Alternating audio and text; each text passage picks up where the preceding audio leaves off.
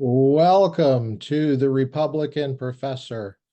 I'm Luke, your host at TRP Podcast, and we're back with more Professor Helmut Thielicke. I know you've missed him.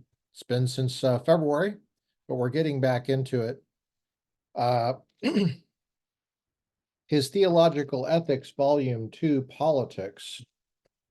My copy was purchased at Old Capitol Books in Monterey, California, just across the street from Nick the Greek restaurant up the stairs. It's published in 1969.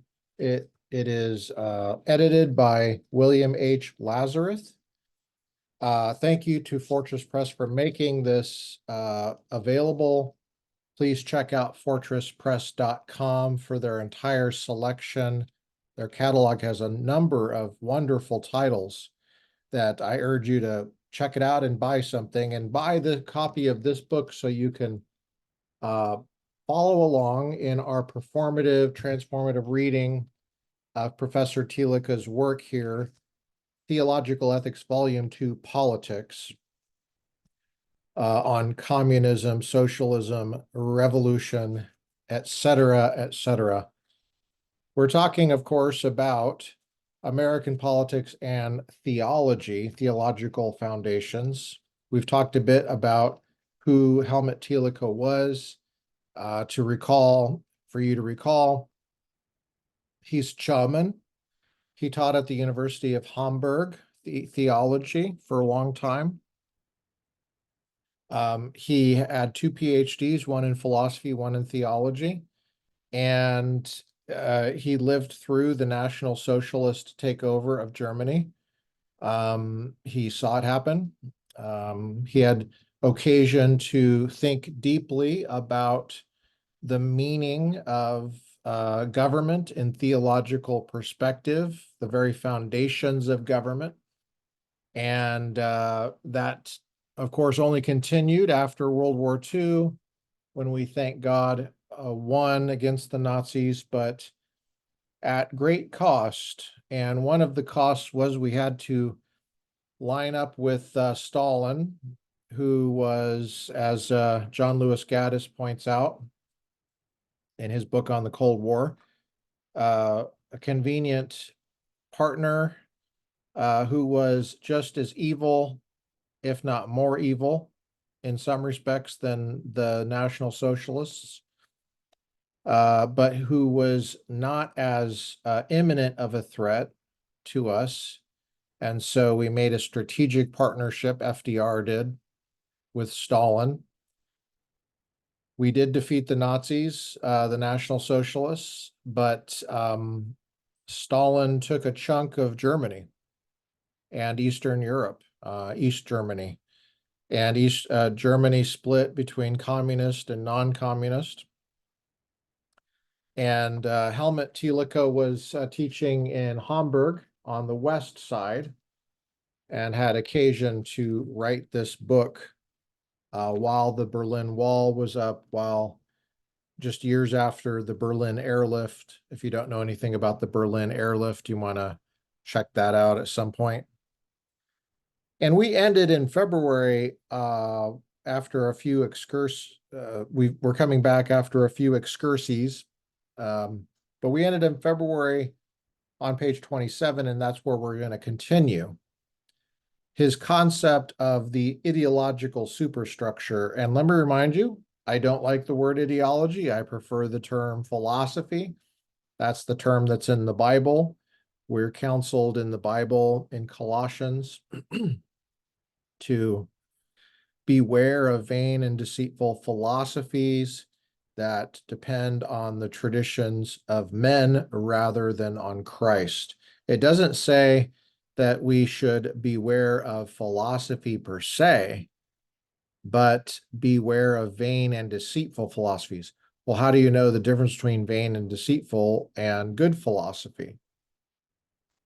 Well, you got to take a look at it. It doesn't say don't take a look. It says beware, So be on the lookout. Be careful. Okay. That's what we're doing. Page 27. So we're going to make a fair use of this material. And we're going to have a scholarly commentary, and I'm going to do a transformative, performative reading of Professor Helmut Thielicke. Page 27, Ideological Tyranny is chapter 3, the concept of the ideological superstructure. Here's Thielicke. Marx's materialistic view of history holds that all historical movement is determined by what is going on in the area of production, which in turn is determined by the degree to which the material means of production have developed and are available. Production as a whole constitutes the economic structure of society, and this in turn gives rise to a superstructure or social consciousness. The life of the spirit, which grows out of this social consciousness, expresses itself initially in the form of legal and political convictions, but also in art, morality, and religion. All of these are thus echoes and reflections of the social process. They are called ideologies. And again, I don't like that word, okay? They're called ideologies because they reflect this basic material event. They derive from it, and in impelling power of reality are secondary to it.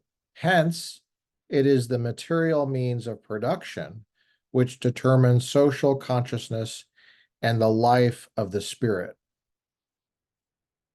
Remember, he's talking about Marx, okay? Don't forget that. He's not a Marxist. It is not the consciousness of men that determines their existence, but on the contrary, their social existence determines their consciousness. In a famous definition, Stalin expresses this ontological inferiority of the ideologies. I'm on page 28 at the top. If nature, being the material world, is primary, and mind, thought, is secondary, derivative,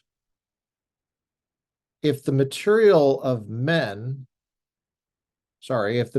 world represents objective reality existing independently of the mind of men, while the mind is a reflection of the objective reality, it follows that the material life of society, its being, is also primary, and its spiritual life secondary, derivative, and that the material life of society is an objective reality existing independently of the will of men, while the spiritual life of society is a reflection of this objective reality, a reflection of being.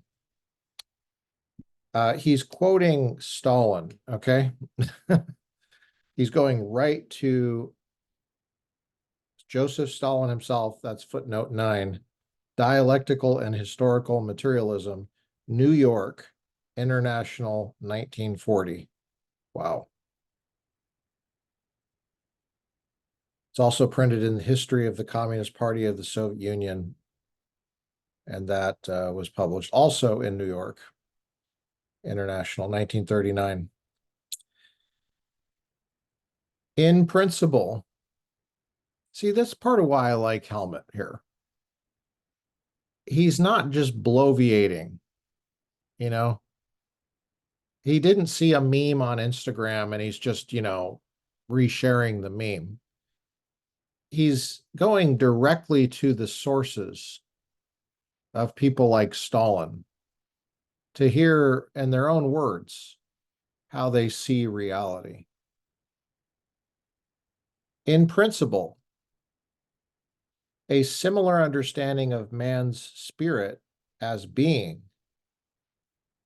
the function of prior realities can be found elsewhere in the modern world, even outside the sphere of various materialisms. For Nietzsche, for example, all occurrences including intellectual processes, judgments, true affirmations, etc., is reducible to the intention of increasing power. That's a direct quote from Nietzsche, The Will to Power. That's the next footnote. What spirit does in its own supposed sphere is thus an echo and reflection of true primal reality. Only this reality is now defined, not in terms of economics as in Marx, but anthropologically, as in The Will to Power. There is also some reason to interpret Oswald Spengler along these same lines. For him, cultures are like plants. They are to be defined according to the method of scientific morphology. They have their regular biological periods of youth and age. In respect, at least, of their great events, they follow a course for which they are destined by fate.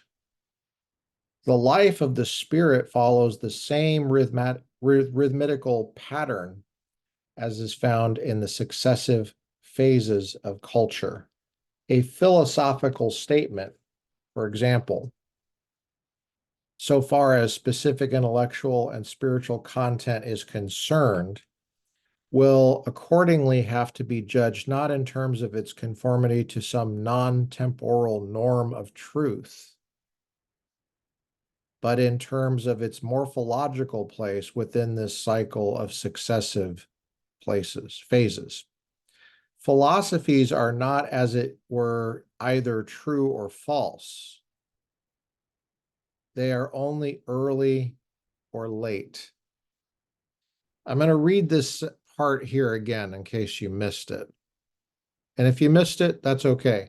If you're barely hanging on and you're saying, I hear the words you're saying, I don't understand it.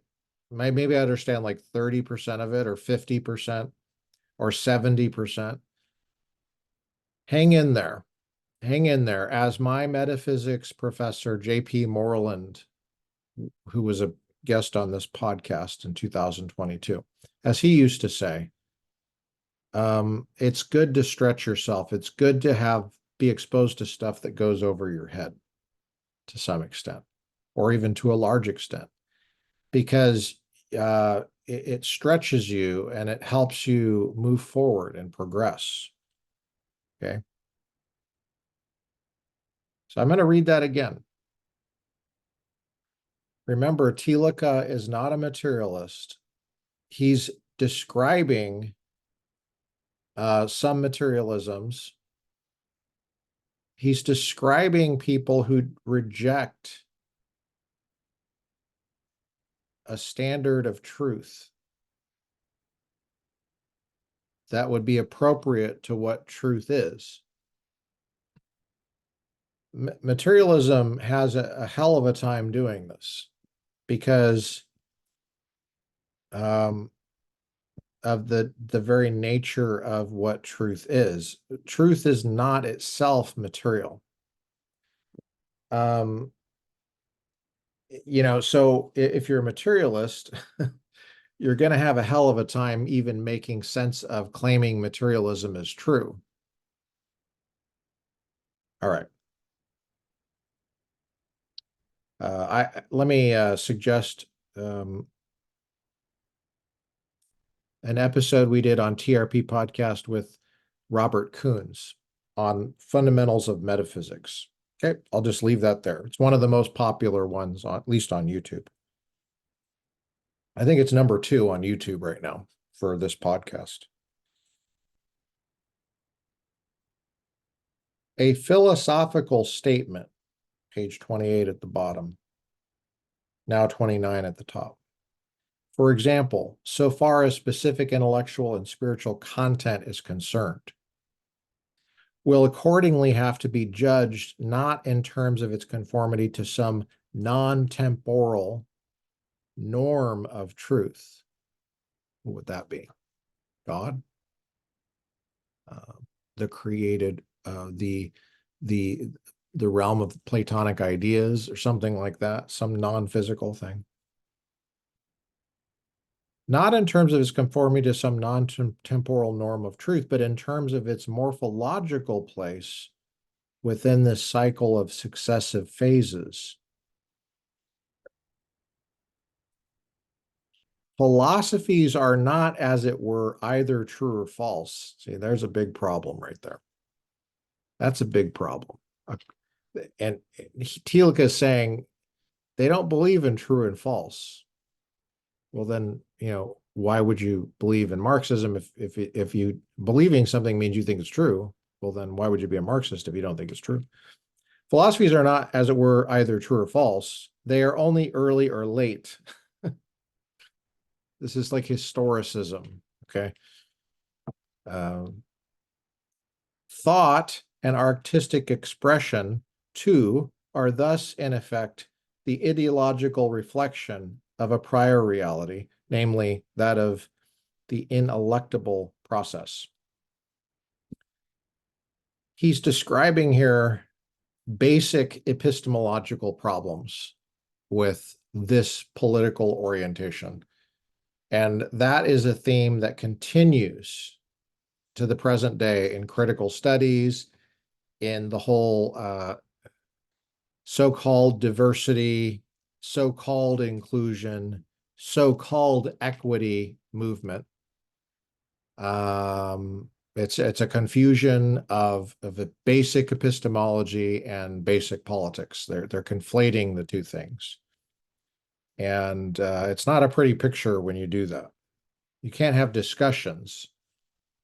You can't have common ground. You can't come to see truth based on evidence. It becomes, basic epistemology becomes a study of politics, which is not what basic epistemology is. So that's a basic mistake.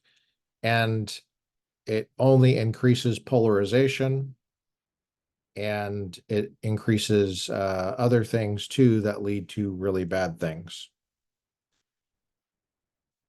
Our assertion, I'm on page 29 at the top, our assertion that there are analogies between Marx and Spengler in the way they interpret the life of the spirit as a secondary reality, though Marx alone speaks of ideologies, is supported by the fact that both claim that the course of history can be plotted in advance.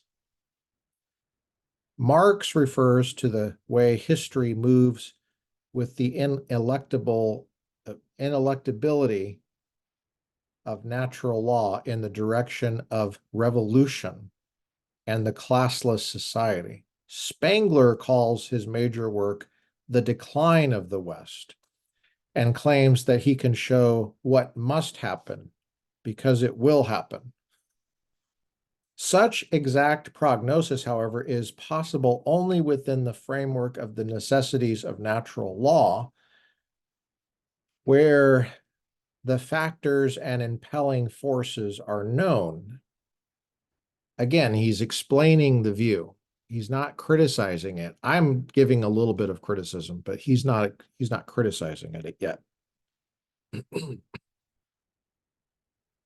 It is not possible within the sphere of personal freedom, where living men encounter norms and must decide with respect to them. There's a criticism. What about human freedom?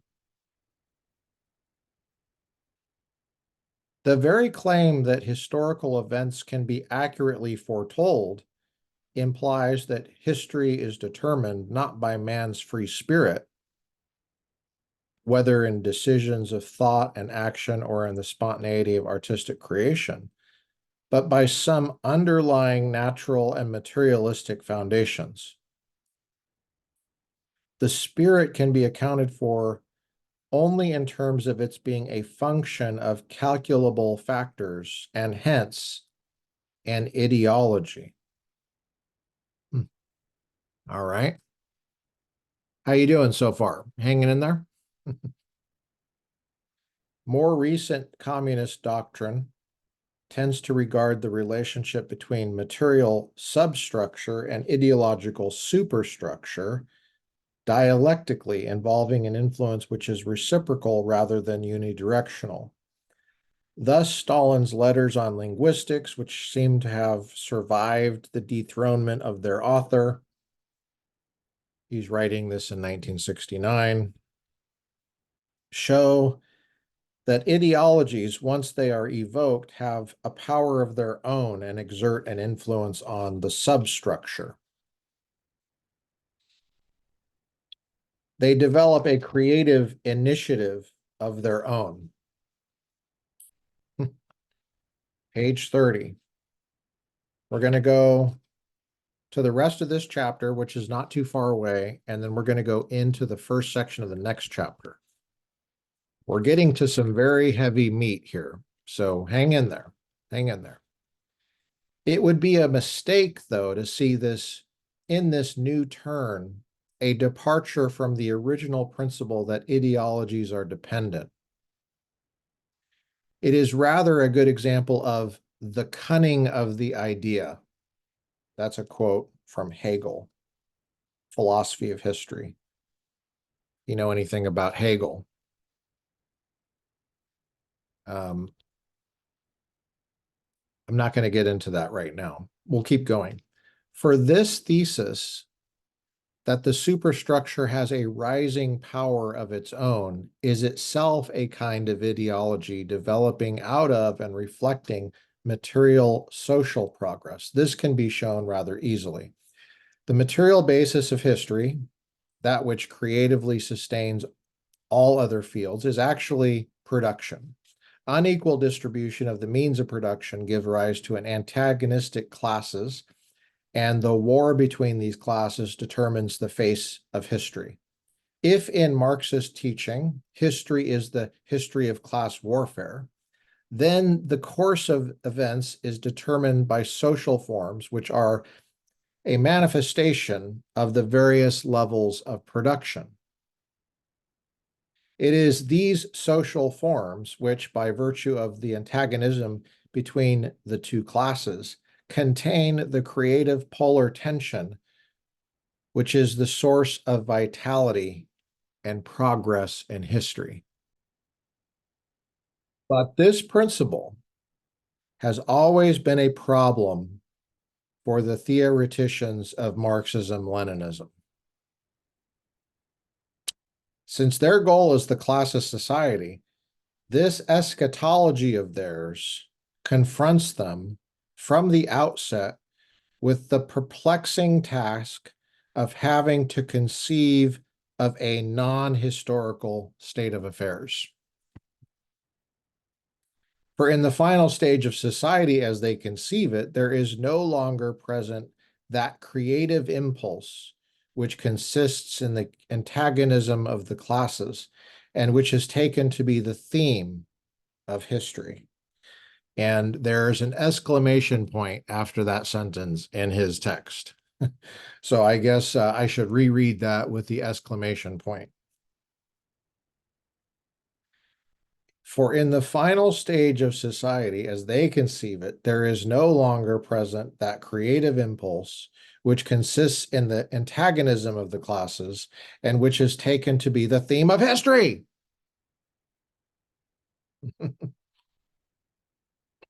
He's criticizing now, in case you didn't pick that up.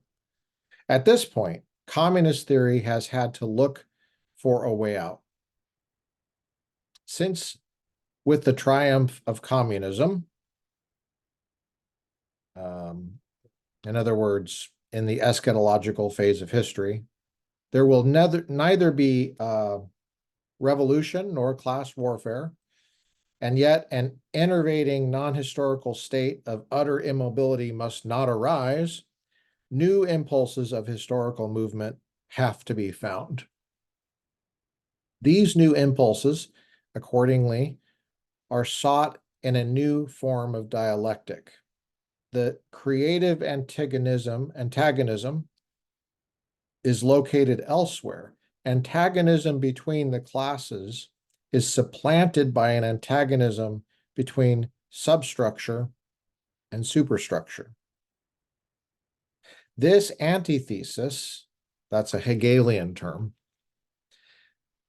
this polar tension between substructure and superstructure, which issues in a creative impulse, did not arise at first because the superstructure, according to Marx, was completely dependent and so could not involve any autonomous tension-producing opposition.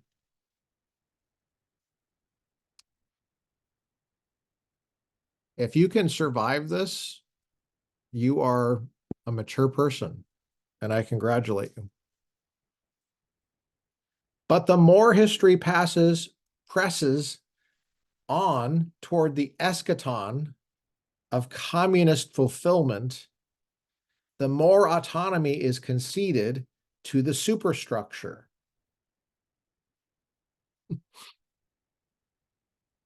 Communist metaphysics here. You gotta love it.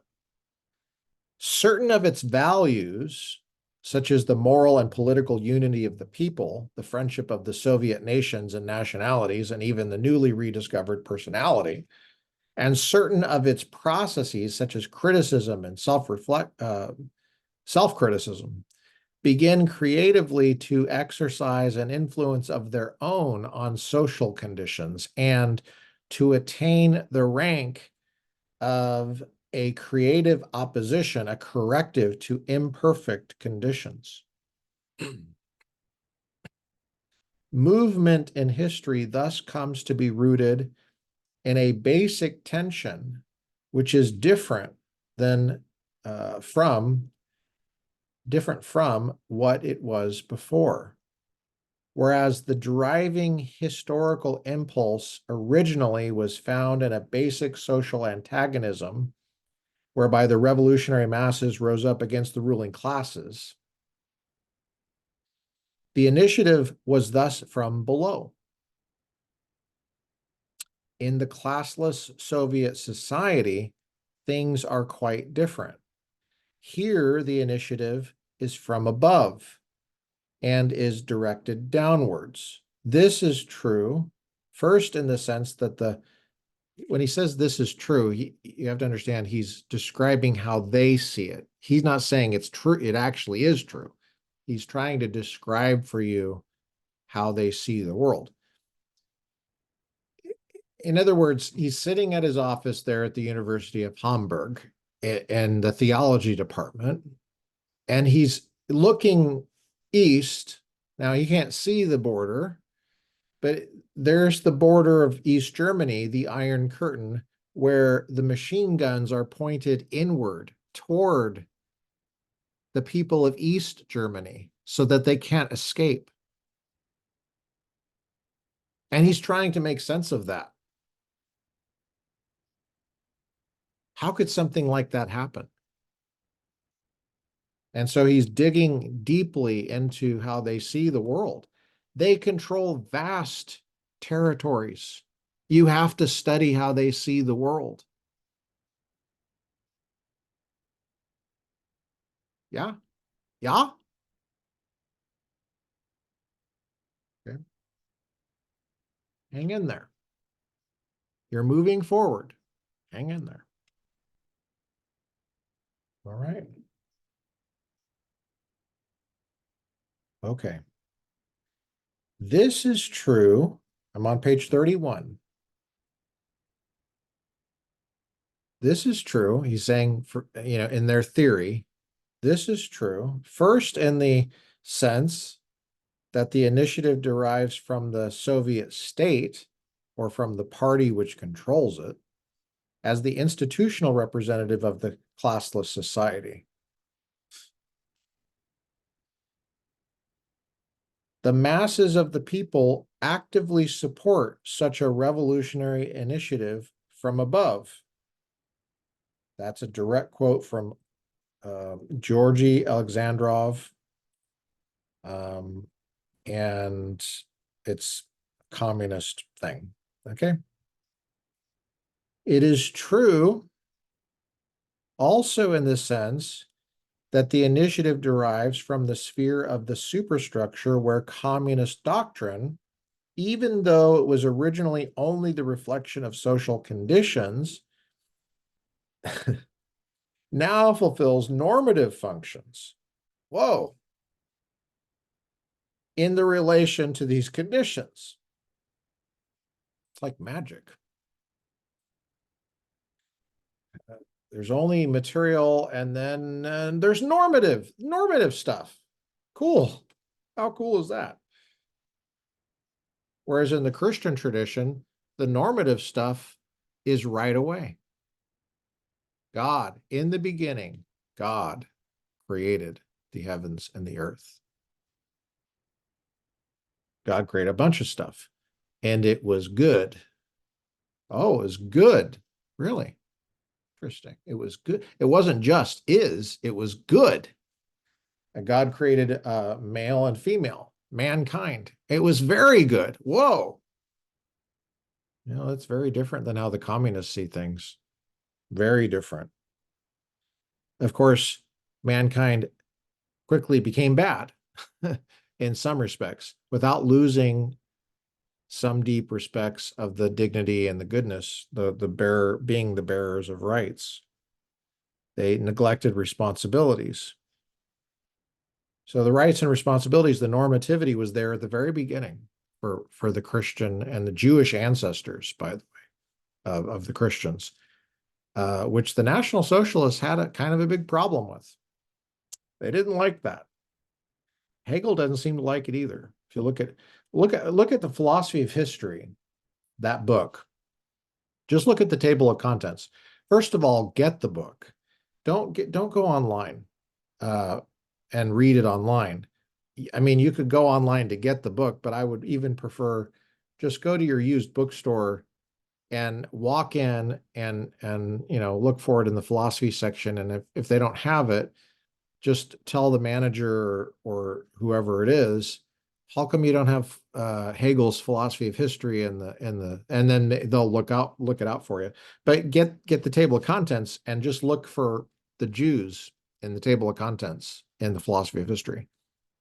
It's a tiny bit in the table of contents. Tiny. Yeah. We'll talk more about that.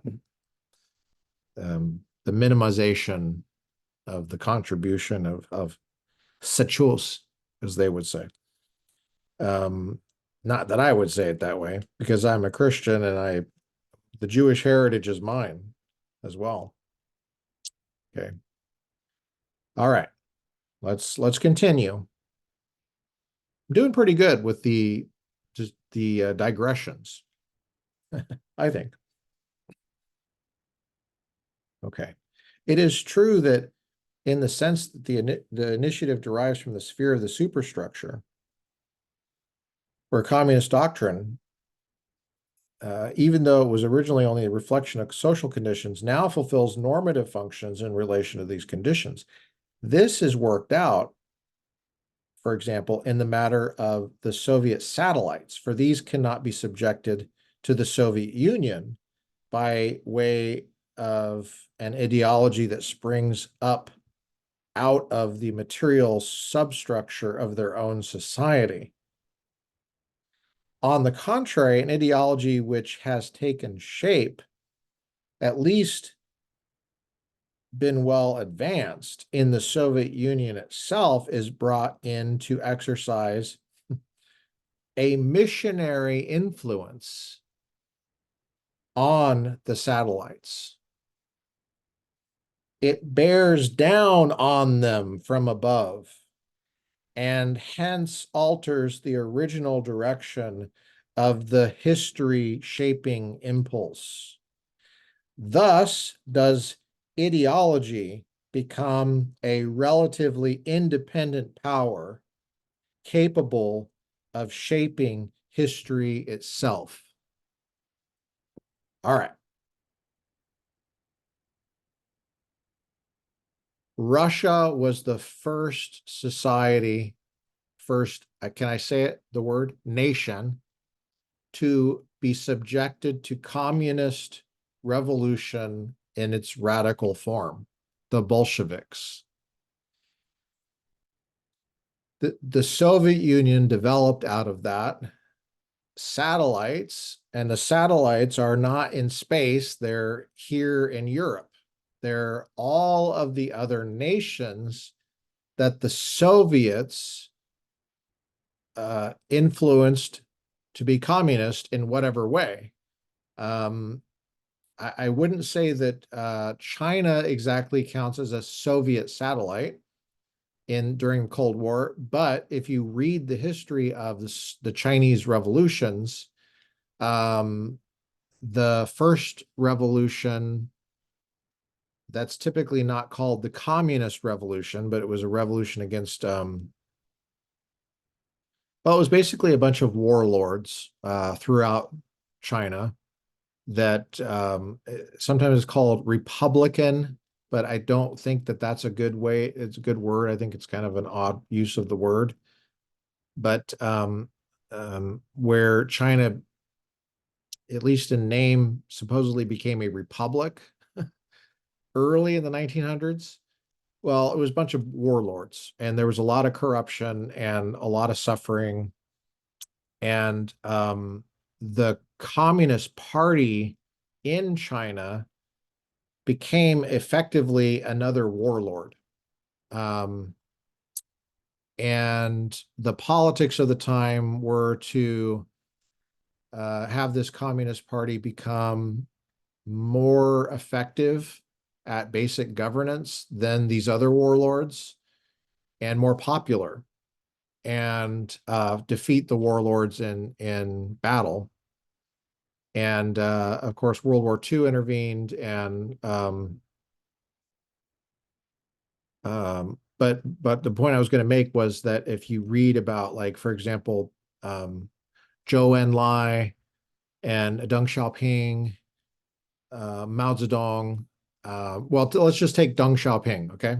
Deng Xiaoping took over after Mao Zedong, and Deng Xiaoping had gone to France to get training, and he had gone to the Soviet Union along with other Chinese leaders to get training in Marxism and in revolution. So the Soviet Union was a hub of training people all over the world, including very different kinds of people, like the Chinese, and now the Eastern European countries were probably more like Russia than the Chinese were. But I think that would just go further in explaining why the Eastern Bloc, Eastern Europe, became the Soviet satellites that they did, because they had some more cultural affinities and cultural similarities to the Russians than, for example, the North Koreans did. Although I think it's fair to say that without the Soviet Union there, China and North Korea and Vietnam would have had a hell of a time becoming communist. I don't think it would have happened. I don't think so, but it was there, and they had been even worse. They had been an ally of ours in World War II, and so I don't want to get too much into this, but if you want to read the history of the Cold War, we can, do more of that. I would suggest you go back to TRP podcast episode with Robert Kaufman. That was just about 6 months ago, back in 2023. He came to talk to my international relations class at Azusa. Fantastic. He drove all the way from Malibu. He's at the Pepperdine School of Public Policy. And I've known him I don't know him very well, but gosh, I first met him back in 2007.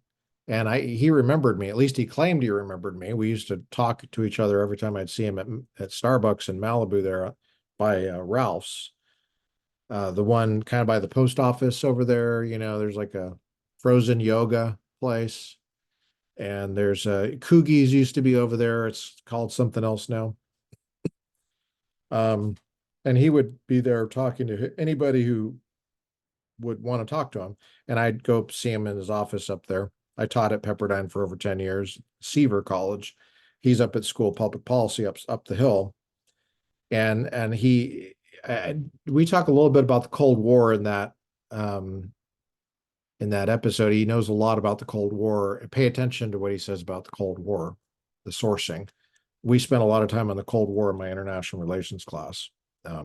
So it's vital that you get good information on the Cold War and you get basic understanding of what happened, where, and why, when. If you don't have that nailed down, can you make it a project to move forward in that? Just put it in your mind, write it down, move forward in it. But check out that Kaufman podcast. Okay. So in other words, this whole thing he's just mentioning here is he's describing the self-understanding of the Marxist. They're materialists, right? They're atheists. There is no such thing as spirit, except a word that's dependent for its existence on material. Now, the movement of history is explained by antagonism, but then the movement of history in the eschaton at the last time, that's a theological term. Eschatology means the study of last things. In the eschaton for communists, there's supposed to be harmony. Is it going to be perfect? It can't be perfect. Well, how do you explain the inordinate influence of the Soviets on all these other nations, which have different material, different places?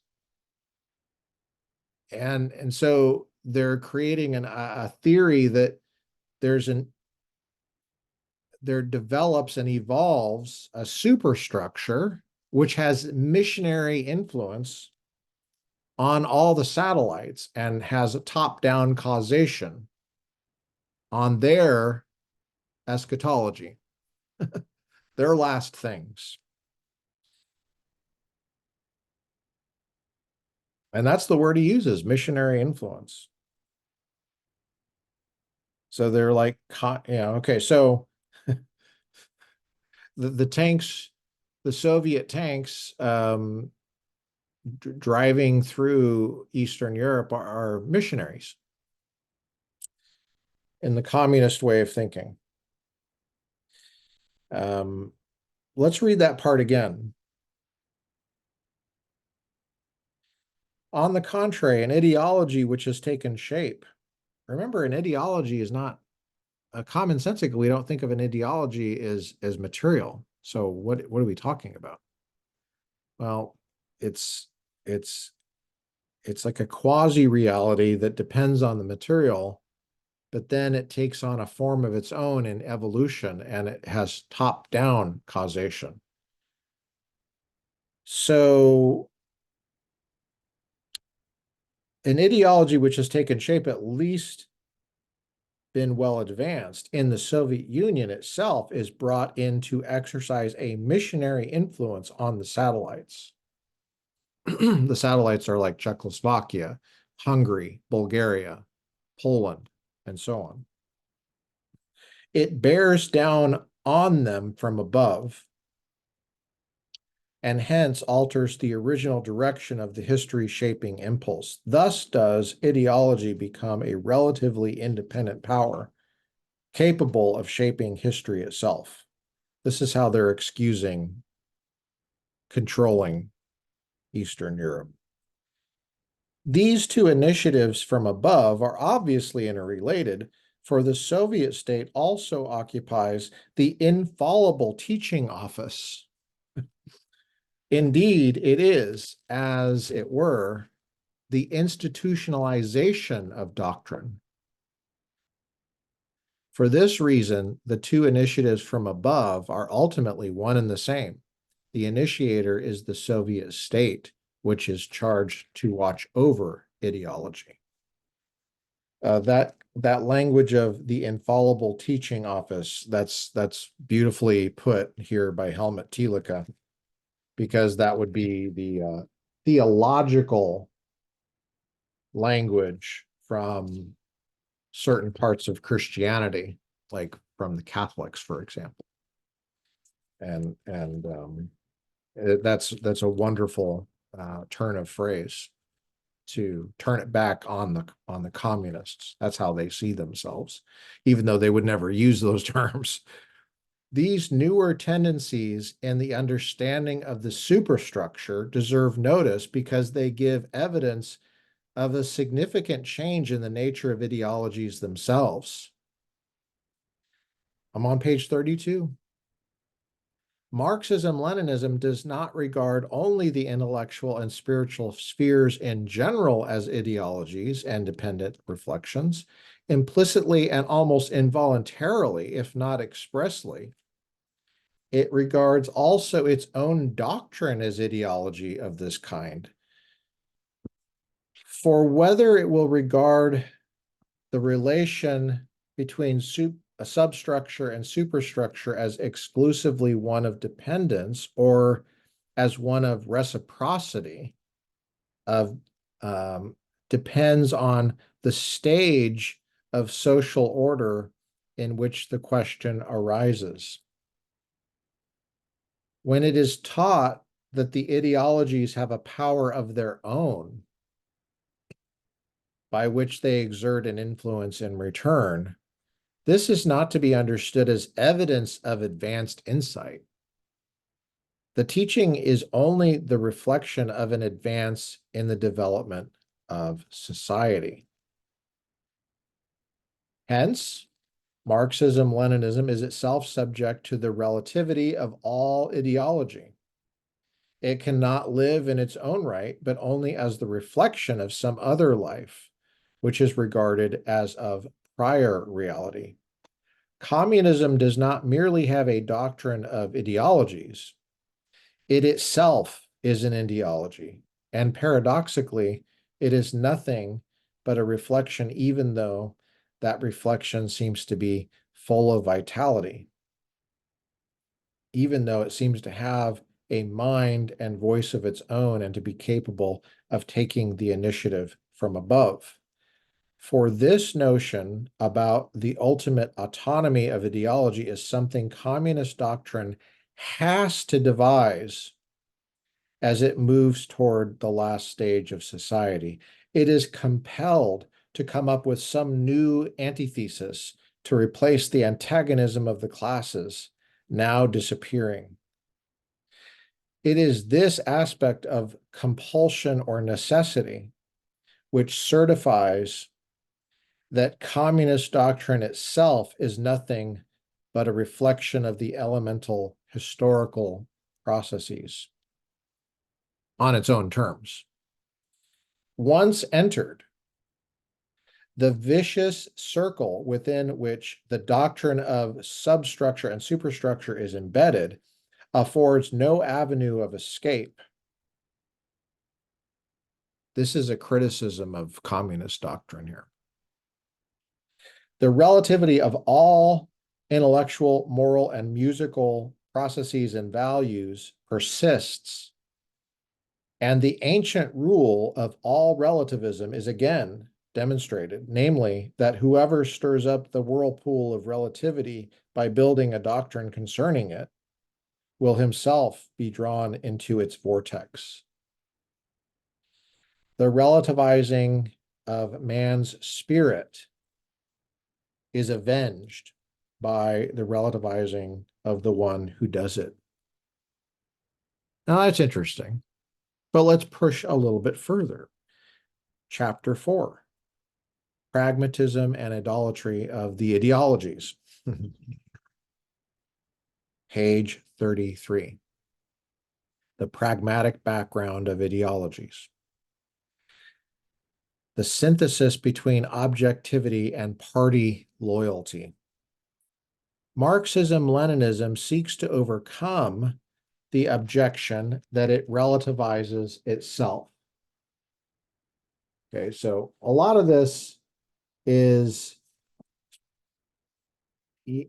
well worn because there's so many people talking about communism, and there's a lot of discussion about how best to describe what it should say.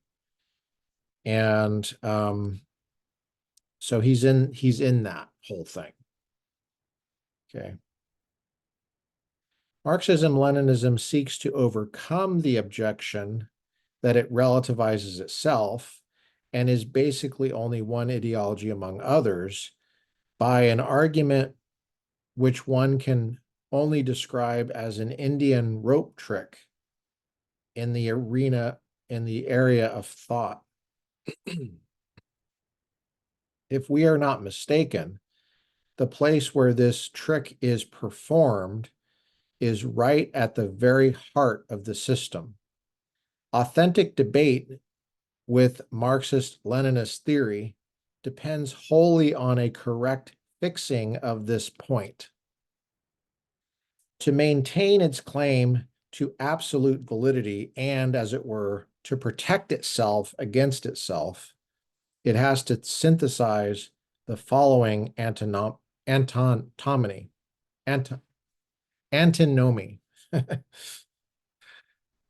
On the one hand, it claims to be objective, based, as Stalin has put it, on the objective reality of the material world.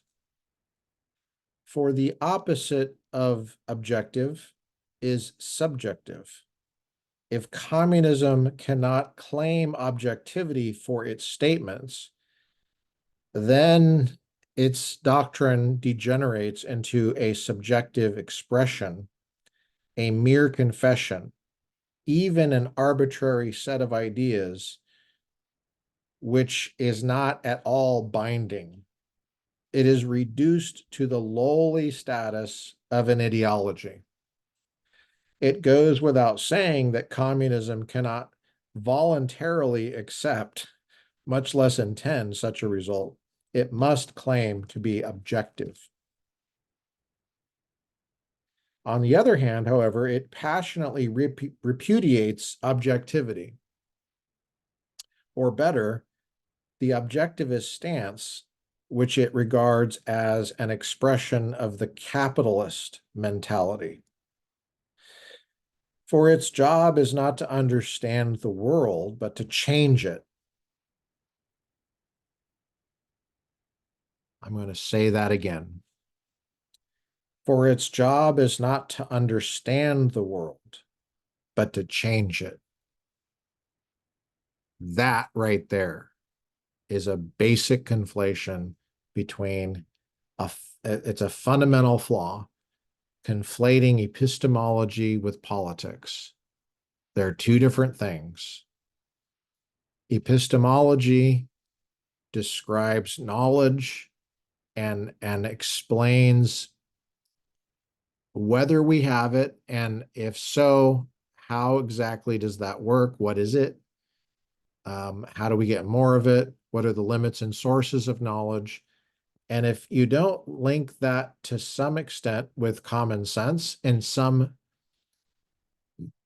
strong way, then your epistemology is at war with itself. And it's at war with your place in the world. I'm a common sense epistemologist, and I would suggest that you look at our episode on this very early in the history of the podcast with Trent Doherty, and a professional epistemologist, called How Do We Know Things?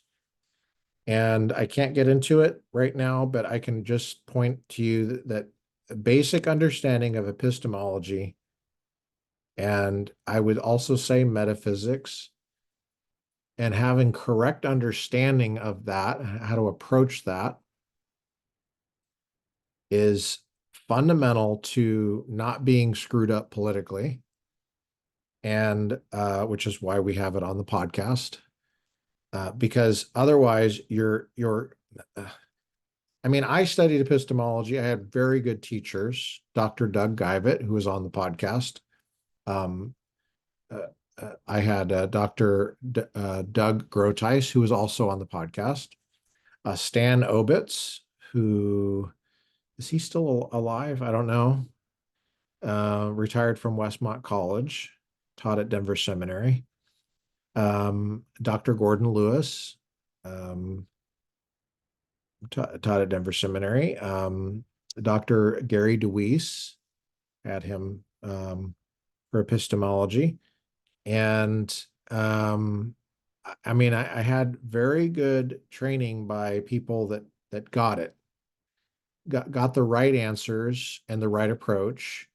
Didn't agree on every single little thing, but had most of the big things down. And it took a long time to study that, and it took some care and patience and persistence, but it inoculated me to the errors of assuming, which some people apparently do, contrary to common sense, that basic components of epistemology are really just political. They're components of politics, which is widely held on the college campuses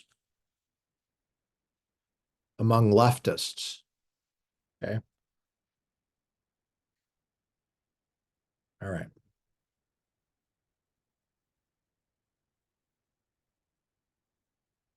Okay. So where was I? Page 33. For its job is not to understand the world, this is according to Marxism, but to change it. What guides this change? Why would you need to change it? Why would you'd have to have more than just change? According to Obama, it's got to be change you believe in. Well, but why do you believe in it? And what's the evidence? What's the basis of truth? Okay. Its doctrine, accordingly, aims not at the disclosure of objective truth, but at the advancement of certain interests. As we shall have to show in greater detail, it is decidedly pragmatic. This forces it to reject objectivity, for the term objective is not just the opposite of subjective, it is also the opposite of quote unquote interested. If one is to be objective, he has to renounce self-interest and personal bias.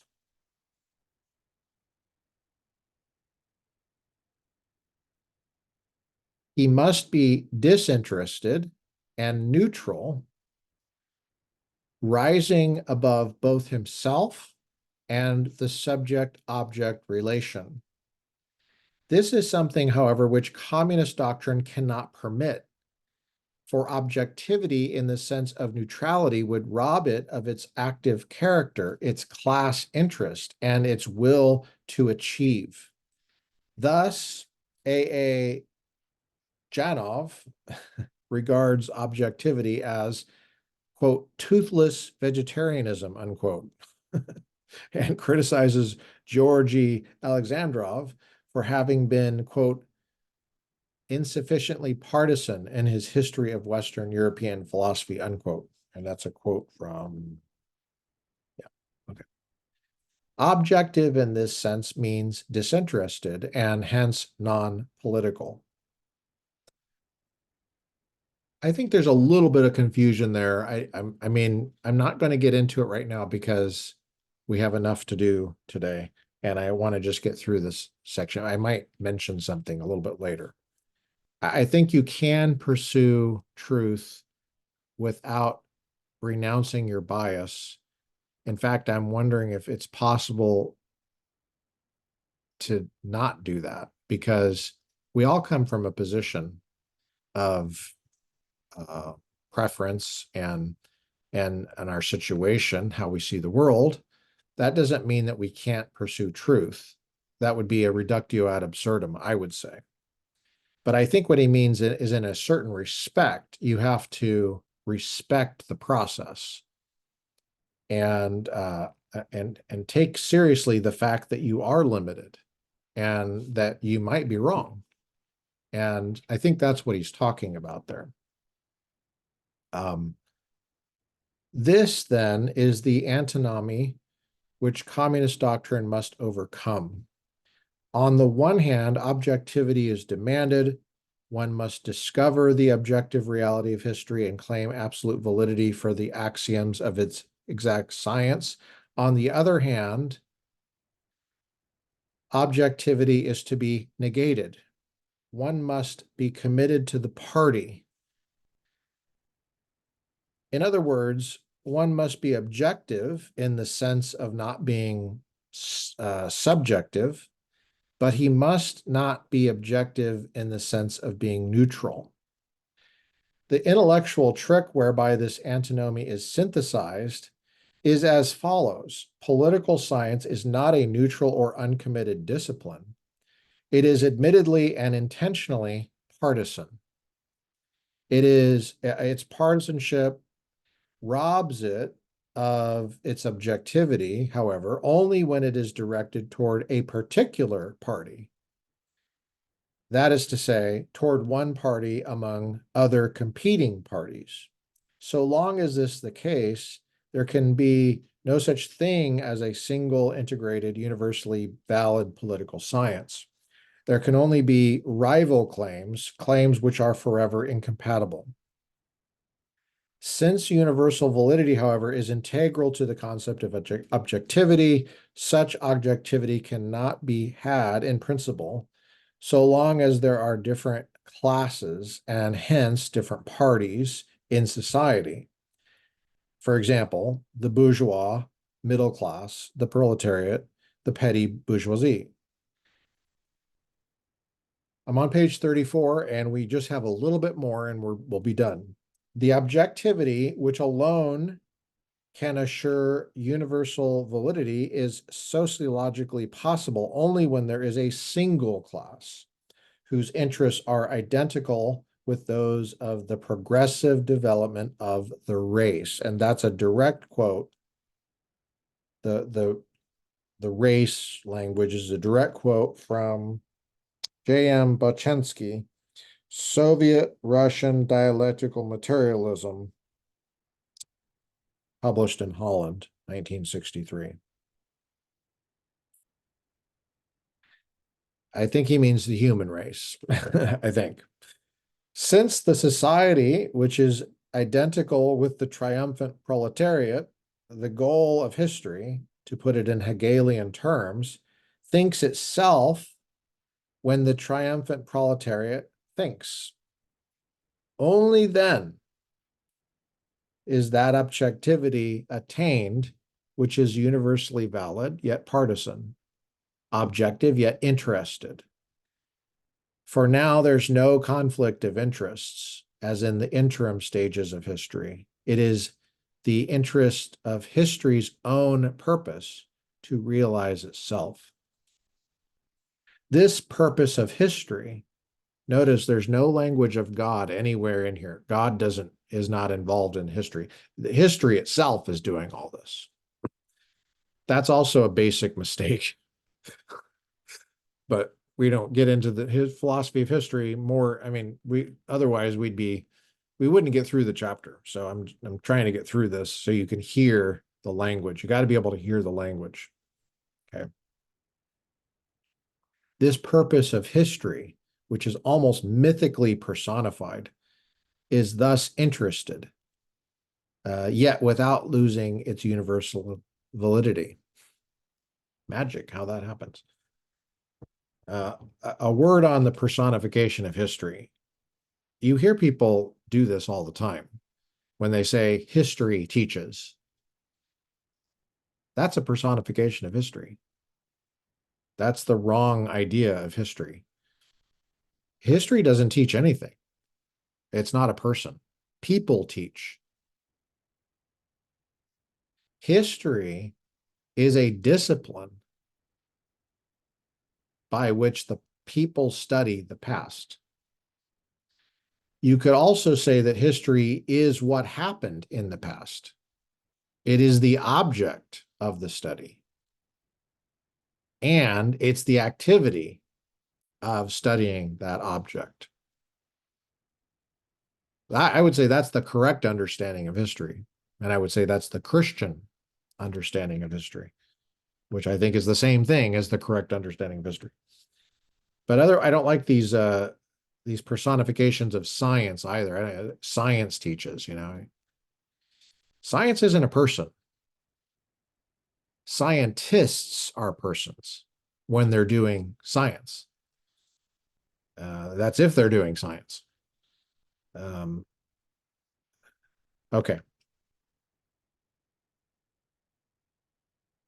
So this purpose of history, which is almost mythically personified, is thus interested, yet without losing its universal validity. It is partisan, yet without forfeiting its objectivity. For the party which champions it is precisely that class, which is itself so closely identified with the purpose of history. Present day, for example, in other words, pre-eschatological Soviet philosophy shares in this objectivity even now. How convenient. Because it does this thinking already now in the name of this goal of history. The trick of thought involved here is obvious. First, the objective base of history is axiomatically posited, and then the postulate of a classless society is deduced from it. Second, this ideology is proclaimed as a battle cry, which purports not to interpret the world, in other words, to know it and to be objective in this knowledge, but to change it into the classless society. In other words, to be, quote, interested, unquote, and hence not objective. Third, this conception of the classless society is used in turn as a means to make objectivity possible and thus to validate itself as a product of objective thought. Here, if anywhere, it is obvious that the ideology of communism, above all the other ideologies against which it polemicizes, stands in the half-light between the passive reflection of living processes, the pragmatic invention of ends, and scientific axioms. All right. The next section on page 35 is ideology as a means of rule. Ideology as a means of rule. You do not want to miss that. We're getting into some very important stuff. This is all important, but there's going to be, you don't want to miss it. There's a section on science and ideology, ideology and law. Oh, this is a rich chapter. Ideologies as idolatry. Wow.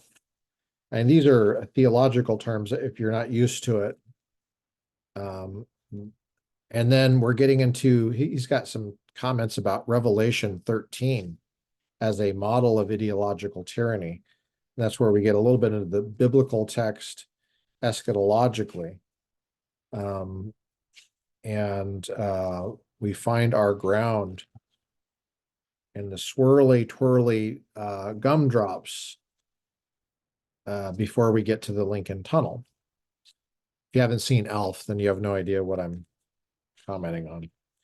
Now, eventually, we're getting to human rights between ideology and minimal norm.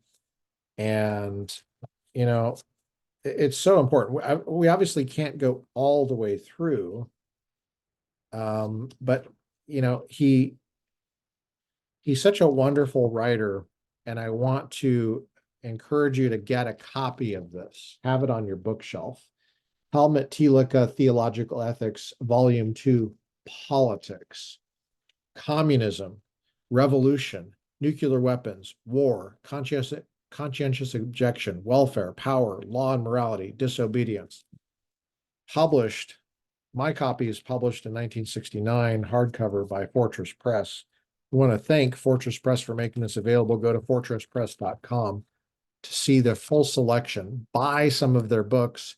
Get a copy of this, used or new. If you can find one, they're available, I'm sure. My copy was part of the Post Chaplain in the Post Chapel, Fort Hamilton, Brooklyn, New York. But I purchased this at Old Capitol Books, and their new location off of Alvarado Street across from Nick the Greek Restaurant used to be at 559 Tyler Street across from Peet's Coffee and the Trader Joe's there. Used to be Bookhaven. I said Haven Books last time. I meant Bookhaven by, I think it was Guy Rodriguez, and what was the other guy's name? Guy and Ron. I don't know. I can't remember, but I loved going into that. It has a wonderful location there. I'm really sad they left. But anyway, I was able to pick this up, and I got my Gianni's pizza. If you haven't been to Monterey, you don't know what I'm talking about. I highly recommend you get books. Let me do a petition to you not to read on screens. At least don't do all your reading on screens. Get printed material. You know, invest in a location to store it in a way that makes sense so you can actively participate in it. You can write notes, and you can give your brain and your eyes a break from all the distractions online and whatever other kind of weird stuff is going online. This might seem hypocritical given that you're seeing this online right now and you're listening to it. I just desperately think that we need to slow down in our culture and pay attention to books and to thoughts and ideas. Learn logic, master it, learn history, study good philosophy from good people who teach it well. And I don't think we're going to do very well going forward in anything, let alone politics, if we don't slow down. So that's my 2 cents. Thanks for joining me on the Republican Professor podcast. I've enjoyed this time, and we'll see you next time.